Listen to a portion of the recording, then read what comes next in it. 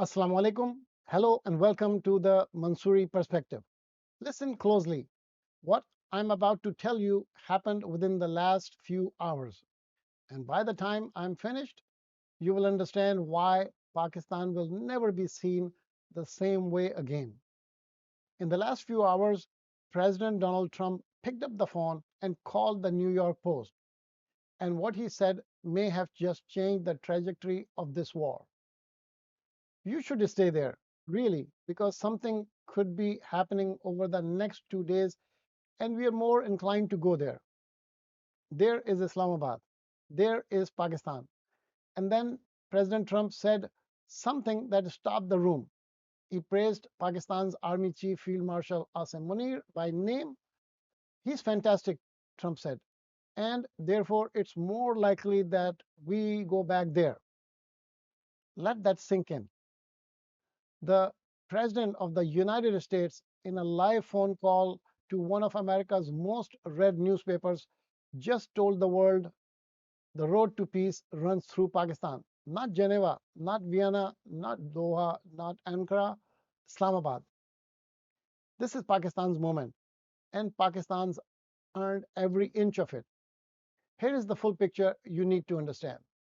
Yes, the Islamabad talks last weekend ended after 21 hours without a deal. But this morning, the ceasefire is still holding. No missiles, no airstrikes. The guns between Washington and Tehran are quiet. And multiple sources, including four cited by Reuters today, confirm that US and Iranian negotiation teams are expected to return to Islamabad later this week. The pause was not a failure, it was a comma, not a period. Three crises are unfolding simultaneously right now, each feeding the other. Crisis 1, the Strait of Hormuz. Following the collapse of the Islamabad talks, Trump announced a US naval blockade of all Iranian ports beginning Monday, the 13th. Oil surged above $100 a barrel. The near closure of the Strait of Hormuz has produced the worst energy shock since 1973, except this time 20 million barrels per day are disrupted, not 4.5 million. Crisis 2, Lebanon. While US and Iranian guns are silent, Israel and Hezbollah keep fighting. Lebanon's own health minister confirms over 2,000 people killed since March 2nd. Lebanese and Israeli diplomats are meeting in Washington today under US supervision, even as Hezbollah urges Beirut to walk away. Iran insists Lebanon must be part of any final deal.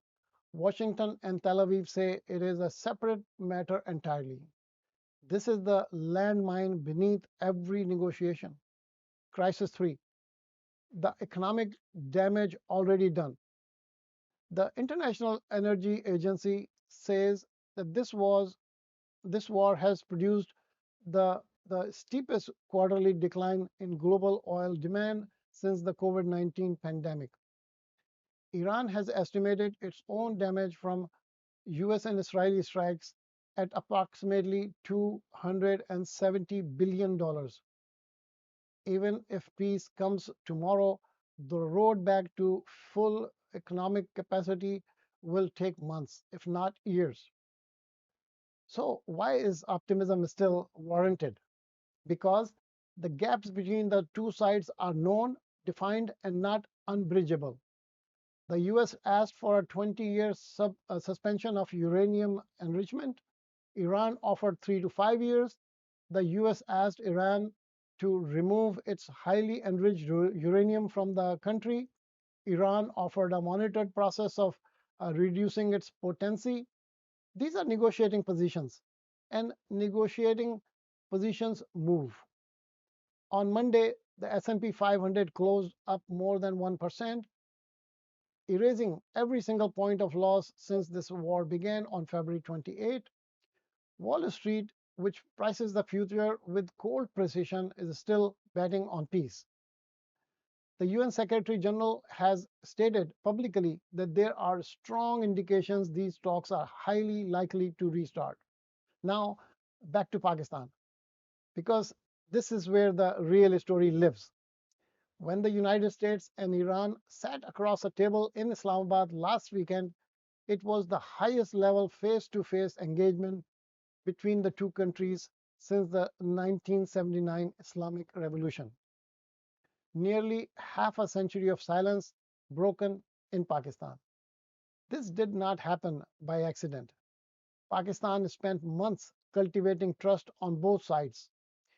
It shares a long sensitive border with Iran.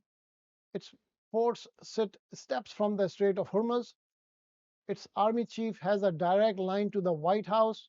And crucially, unlike many would be mediators, Pakistan had no military role in this war.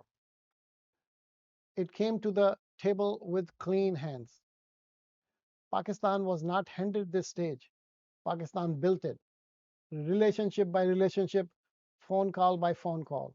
And today, when the most powerful leader on earth needed to signal to the world that talks could resume, he did not point to a European capital.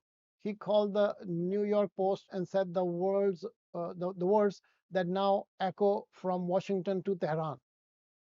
The Field Marshal is doing a great job, and therefore it's more likely that we go back there.